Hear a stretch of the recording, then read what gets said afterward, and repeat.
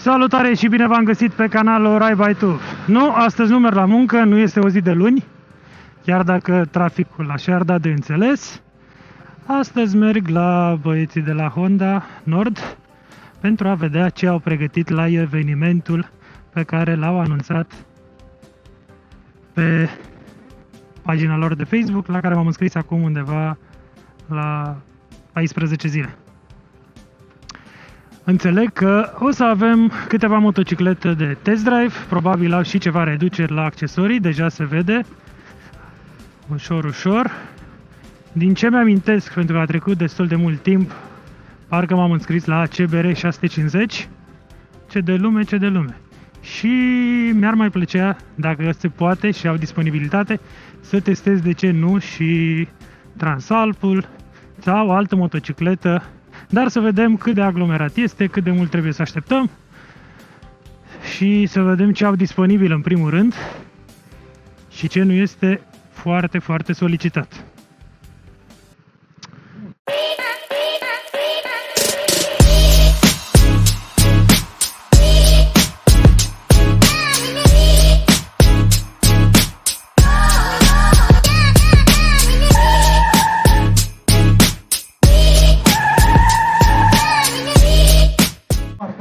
Și am revenit pe NX 500, care înțeleg practic că este continuarea lui CB500X.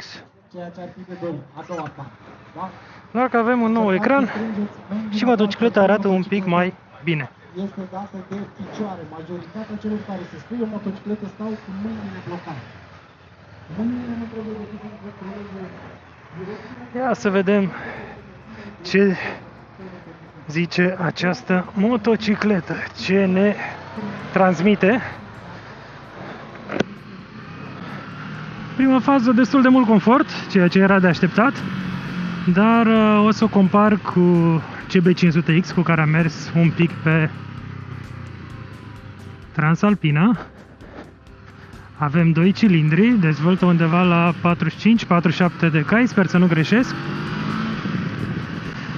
În continuare, motocicleta este pentru A2, deci nu ai nevoie neapărat de permis categoria A, poți să o conduci de la 18 ani.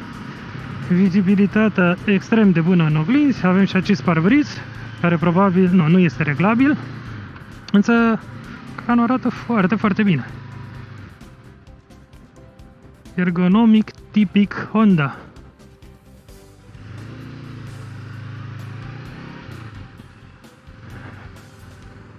Nu prea avem vibrații, ceea ce e un lucru bun. Destul de confortabilă. Aici o să avem un pic de grijă să nu avem poliție, pentru că au această tendință să se poziționeze fix aici după ce coborâm acest pod din Pipera.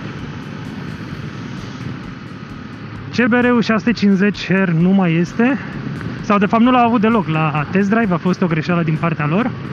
În schimb o să merg cu varianta Naked, și anume cu CB650. Da, e o motocicletă de A2, o motocicletă pentru începători. Puterea este livrată liniar și este o putere, desigur, limitată. 45 de cai, nu avem 90, nu avem 100 de cai. Schimb, foarte interesant acest display. Avem și traction control, probabil, da. Uitați, așa s-a dezactivat, l-am activat la loc, vedem cum reușim, aici vedem că schimbăm tripul din dreapta jos, destul de drăguț, average 4,5, era de așteptat să avem un consum mic. Setări, shift point, drăguț, display, general, avem și Bluetooth, putem să ne conectăm telefonul, ceea ce e un lucru bun. Se simte ca o motocicletă foarte, foarte ușoară.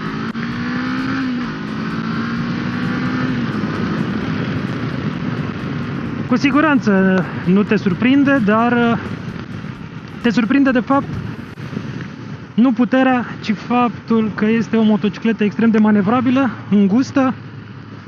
Mă simt destul de bine pe ea.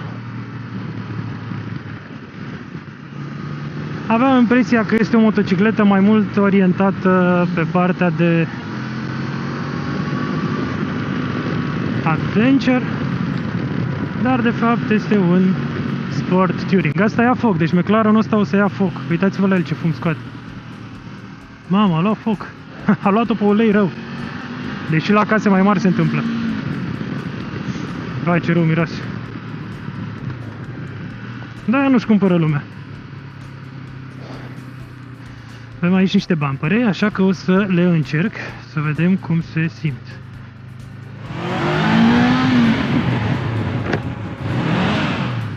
Drăguță. Ia să trecem peste aceste bumpere.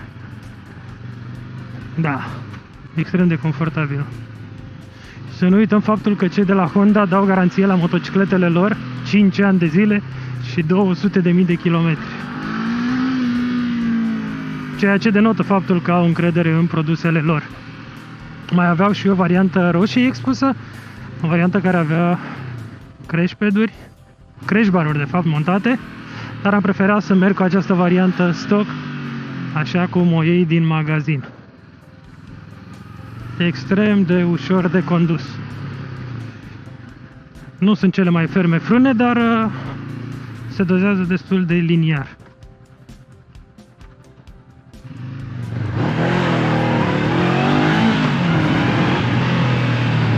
Foarte interesant.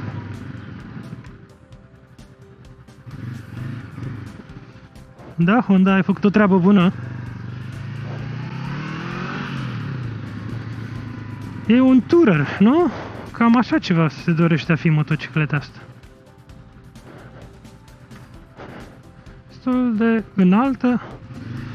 Nu avem probleme cu oglinzile decât la SUV-uri. Se vede că sunt în dreptul oglinzilor de la SUV-uri și probabil de la dube. NX. Foarte interesant. Îmi place acest ecran. Arată extrem de bine. Nici cel vechi nu arată rău, dar ăsta cu siguranță arată și mai bine. Da, nu-mi dau seama cum se resetează. Nu cred că este vreo filozofie, dar o să luăm ca referință acest consum de 4,5 litri.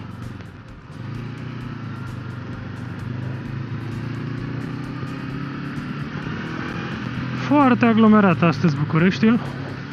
Test drive-ul durează 20 de minute. Maxim 30, deci avem timp să dăm o scurtă tură de sectorul 1. Este o motocicletă cu care poți supraviețui cu siguranță în traficul urban. Motocicletă ușor de controlat. Destul de îngustă pentru categoria ei. Unghiul de bragaj este unul foarte mare. Este o motocicletă subțirică. Destul de cald astăzi în București, avem 27 de grade. Se pare că a venit vara. Claxonul este poziționat totuși un pic ciudățel. Nu mă așteptam să fie acolo.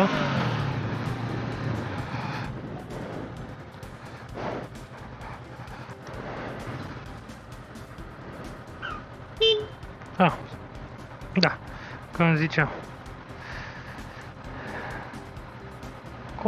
Consum, average speed. Deci avem trip A, trip B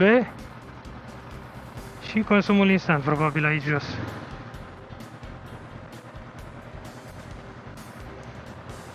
Ce-i de apreciat faptul că au pus traction control.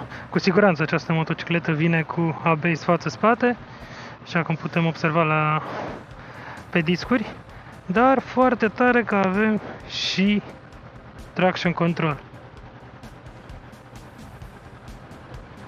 Este un must, după părerea mea, pe care orice motocicletă din anul 2024 trebuie să îl aibă. Ne-am pus din nou în mișcare. Nu a fost cea mai bună alegere să o iau prin București, pentru că am presupus inițial că doar în zona Pipera este aglomerat, dar se pare că tot Bucureștiul este la fel.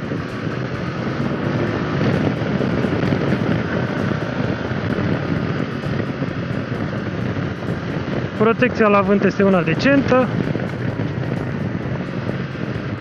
Poți supraviețui fără probleme și la drumuri mai lungi, însă confortul în șa este unul de admirat și de apreciat. Ia să vedem cum se comportă prin trafic. Destul de ușor de manevrat.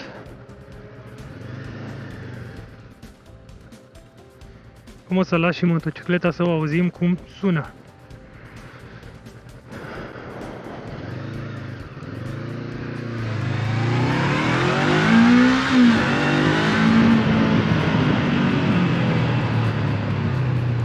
Cu siguranță, dacă nu ai așteptări de motocicletă sportivă sau de motocicletă extrem de puternică, această motocicletă te va conduce de colo-colo fără nicio problemă.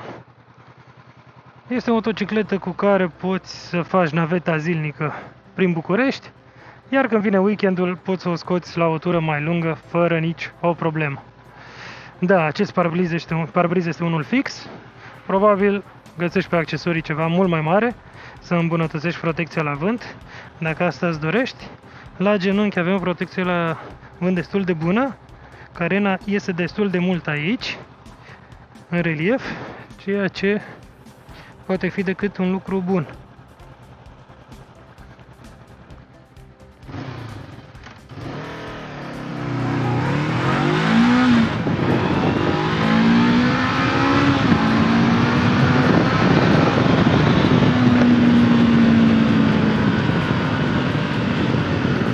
Sună foarte bine. Văd că se limitează undeva la 8500 de ture.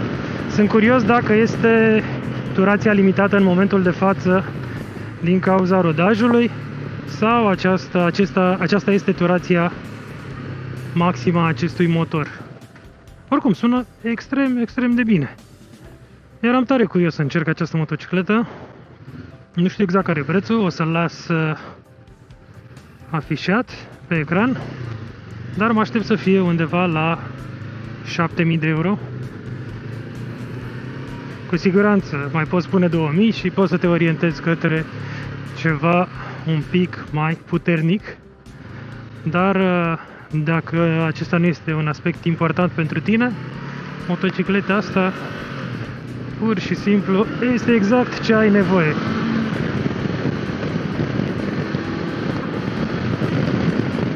Nu am fost atent, dar presupun că avem un singur disc cu un etrier pe față.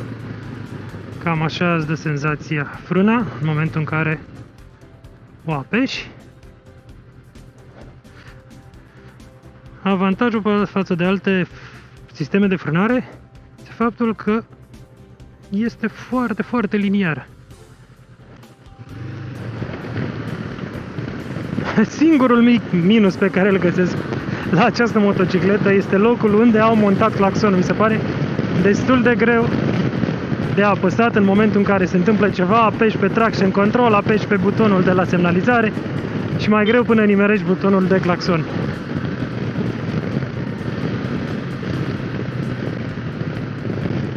Dar cu cât avem mai multă tehnologie, cu atât avem nevoie de mai multe butoane și cum să le pui pe un ghidon mai repede și mai bine. Cum se simte motocicleta la viteze un pic mai mari. Să intrăm un pic pe autostradă și o să ieșim pe Pipera, cu speranța că o să evităm aglomerația. Simt ceva vibrații în ghidon, dar nu sunt deloc deranjante.